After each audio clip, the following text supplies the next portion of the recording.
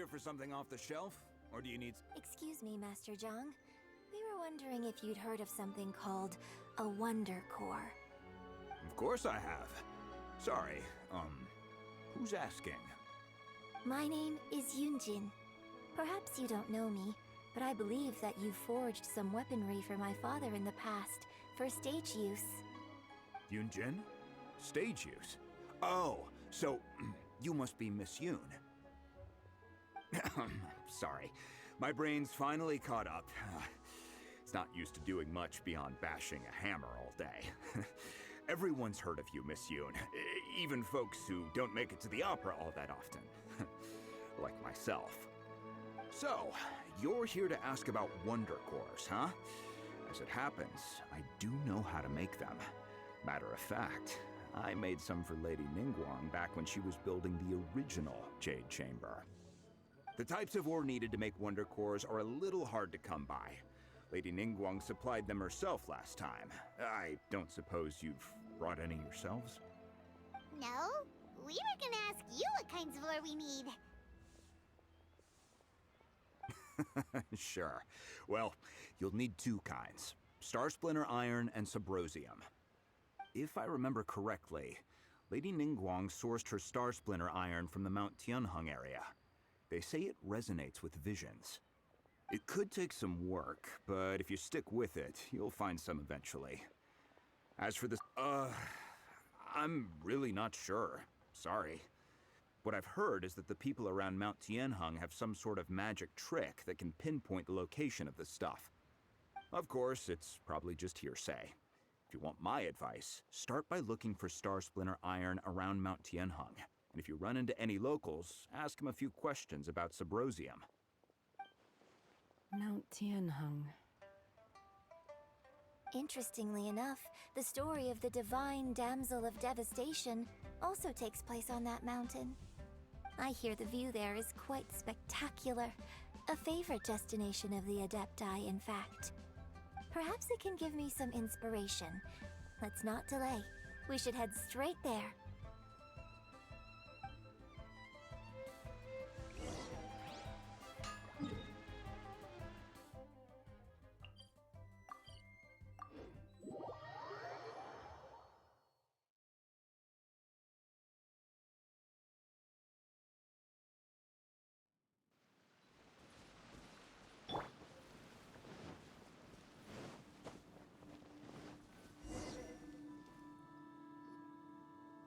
I came to Mount Tianheng once with my father as a child.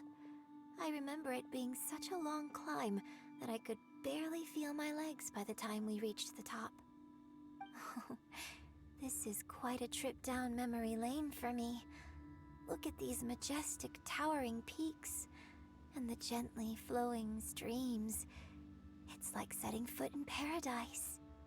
No wonder the legend of the divine damsel of devastation is said to have taken place here. Adepti wander oft where mortals seldom stride. Indeed, this looks like a place that one might expect to be frequented by Adepti. The Divine Damsel of Devastation is your upcoming opera, right? And the story takes place in Mount Tianheng. Huh. Seems like you have a real connection with this place.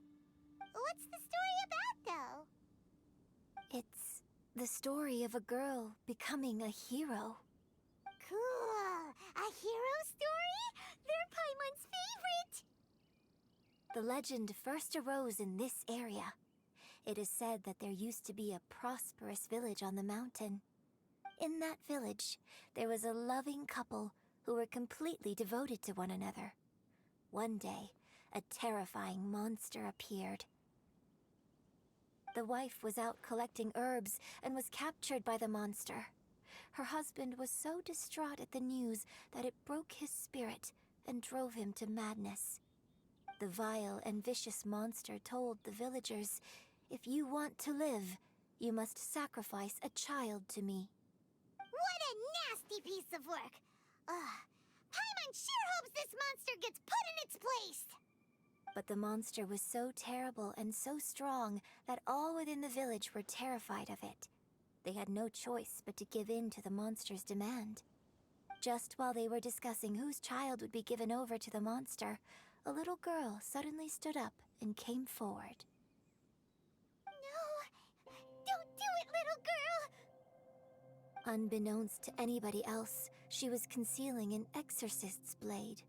She approached the monster's lair, feigning fear and trepidation. When she finally arrived, she courageously drew her sword and entered into a fierce struggle with the monster, from which she eventually emerged as the victor.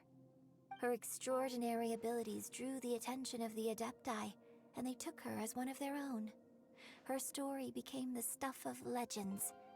But alas, the paths of mortals and Adepti seldom cross, and she would never again re-enter the mortal world. And so, destined to grace the mortal realm for but a brief moment, she vanished like a wisp of smoke into thin air. I really like this story. But I personally think that perhaps the little girl was not as brave as the opera makes her out to be. I'm not sure she deserves all the praise she is given. I've never considered that before. Opera is always an interpretation of the events it purports to portray. A certain degree of deviation from the truth is always inevitable. When my father wrote the script for this play, I suppose his intention was to inspire his audience with the character of the divine damsel. I think it's a great story. The ideal story. Well, it sure inspired Paimon!